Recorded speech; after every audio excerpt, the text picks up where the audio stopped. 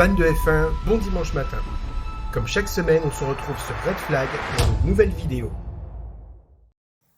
Dimanche, c'était le Grand Prix de Formule 1 d'Arabie Saoudite à Jeddah.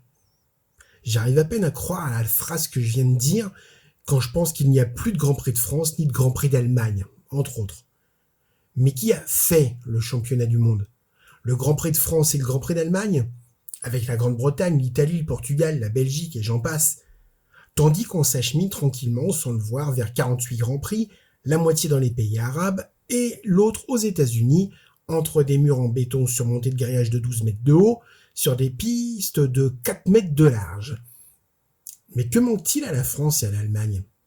En fait, pas grand-chose. Verser 50 millions à la FIA, organiser un Grand Prix de Paris et un Grand Prix de Berlin de nuit, avec un beau feu d'artifice à la fin, et des centaines de people qui n'en ont rien à foutre, mais sont juste là pour se montrer. C'est plus compliqué que ça. C'est pourtant si simple. Ainsi donc, Grand Prix de Formule 1 d'Arabie Saoudite à Jeddah, par le menu.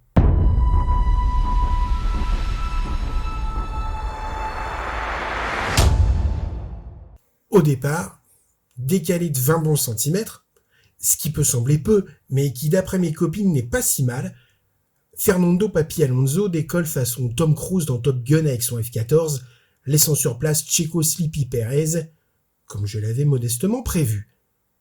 À la fin du tour, Oscar Destroy Piastri rentre au box pour échanger son aileron avant et repart en fond de peloton pour n'y plus lâcher son coéquipier Lando Norris. Tandis que Lance Stroll dépasse Carlos Sainz par l'extérieur dans le 180 degrés, Charles Leclerc profite de ses pneus soft pour remonter dans le peloton. Parti de la 15e position, Max Verstappen se demande ce que font toutes ces voitures devant lui. Alors que Perez et Alonso se livrent une bataille homérique, Leclerc remonte au mérite. Ok, je sors. Puisqu'on se trouve sur un circuit sélectif point de vue pilotage, on remarque que les deux Mercedes se battent ensemble, que les deux Ferrari se battent ensemble, que les deux Alpine se battent ensemble, que les deux Haas se battent ensemble, que les deux McLaren se battent ensemble, et que les deux Red Bull, roulement de tambour, se battent ensemble. Ah oui, parce qu'il faut vous dire qu'à la mi-course, Max Verstappen est second. Mais il n'aime pas de second. Faut le comprendre, il n'a pas l'habitude. Alors tandis qu'à chaque tour, Desperado Perez améliore le meilleur tour en course, 5 secondes plus tard, Max pulvérise son temps d'une demi-seconde. Jusqu'à ce que Max vocifère dans sa radio qu'un bruit pas catholique se fait entendre depuis... Tadadam !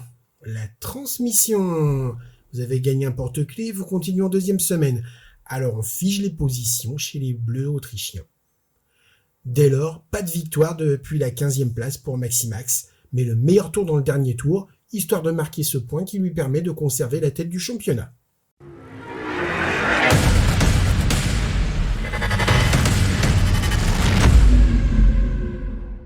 Red Bull. Un Checo Pérez, certes dominé en vitesse pure par son coéquipier, mais qui offre une résistance héroïque à un championnat du monde qui pourrait s'annoncer soporifique tant les taureaux rouges semblent pour le moment au-dessus du lot. Résistance à la pression, gestion de la course, pilotage sans faute, Checo aura frôlé la perfection ce week-end. Max, quant à lui, a limité la casse, comme il dit, mais n'est cependant pas content car il n'est pas venu pour être second. Aston Martin. Papy Boyington, qui n'a pas 41 ans mais la moitié, flamboyant comme aux plus belles heures aux losanges, le sourire retrouvé qui va vite, vite et re-vite par-dessus, malgré un problème oculaire qui le fait se mal placer sur la grille à cause du halo, de la mauvaise visibilité dans ses nouvelles voitures, tandis que lors des arrêts au stand, il s'arrête au millimètre près devant ses mécanos. On va dire qu'on va le croire. Lance Stroll, un peu en retrait, mais brillant dans son dépassement sur le mulet cabré. Mercedes. George Russell qui rit, George Russell qui pleure, mais George Russell qui marque. Podium, pas podium, mais finalement, il termine devant Lewis, ce qui pour lui est le principal et une réelle performance. Sir Lewis, qui comme Michael Schumacher a 7 titres mondiaux, qui comme Michael Schumacher a plus de 90 victoires en Grand Prix, et qui, comme Michael Schumacher, zigzague en ligne droite pour empêcher les suivants de passer grâce à une monoplace de 4 mètres de large. Ferrari. Pas mal sur un tour, Enfin, Charles Leclerc, excellent sur un tour. Pas trop mal en soft, mais garé en dur. Selon Fred Vasseur lui-même, c'est pas les pneus le problème, c'est que Ferrari ne sait pas les faire fonctionner. Ça se confirme donc, cette Ferrari est bien celle de Mattia Binotto. McLaren.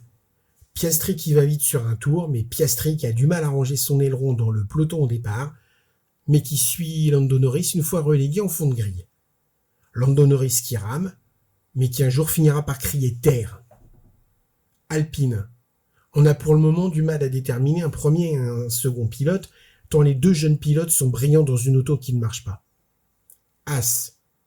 On a du mal à déterminer un premier et un second pilote, tant les deux vieux pilotes sont brillants dans une auto qui ne marche pas. Williams. Albon qui tente de rouler sans frein et Sargent qui tente de repousser les murs, mais n'est pas Verstappen qui veut. Alpha Tauri. Yuki Tsunoda tente vainement de sauver les meubles tandis que Nick De Vries prend conscience de la difficulté de l'apprentissage de la F1 au volant d'une voiture qui irait plus vite en marche arrière. Alfa Romeo. Il est solide ce Zhou. Il est moustachu ce footballeur est-allemand. Mais quelle est lente cette monoplace qui n'a encore d'Audi que la couleur et qui n'a plus Fred Vasseur sur son muret.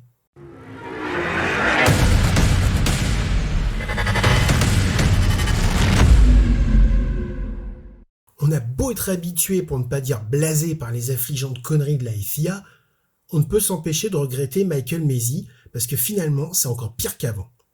Pénalité, pas pénalité, pénalité pour une faute insignifiante ne représentant aucun danger, pénalité infligée 3 jours après, comme quoi la Fédé ne réfléchit pas vite, puis retour en arrière, on danse la samba, et rien n'est cohérent avec le week-end précédent.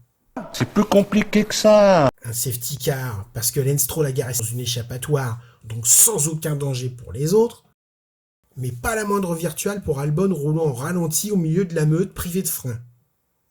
Pourquoi pas un drapeau rouge quand un pilote rentre au stand pour abandonner ? À trop vouloir en faire, avec des rétroviseurs de camions sur les autos, on va devoir rajouter au volant un commodo pour les clignotants. Et pour les équipes, Red Bull qui doit plancher sur sa transmission, Mercedes, Ferrari, McLaren et les autres qui doivent plancher sur tout, et Aston Martin qui déjoue tous les pronostics. Pour les pilotes, Lewis Hamilton qui part en pique-nique, George Russell qui part du podium, Sébastien Vettel qui ne sort plus de son lit, Charles Leclerc qui va se reconvertir dans le piano, Carlos Sainz dans la paille à domicile et Fernando Alonso qui va signer un contrat de sponsoring avec les dentifrices Ultra Bright. Sinon ça va.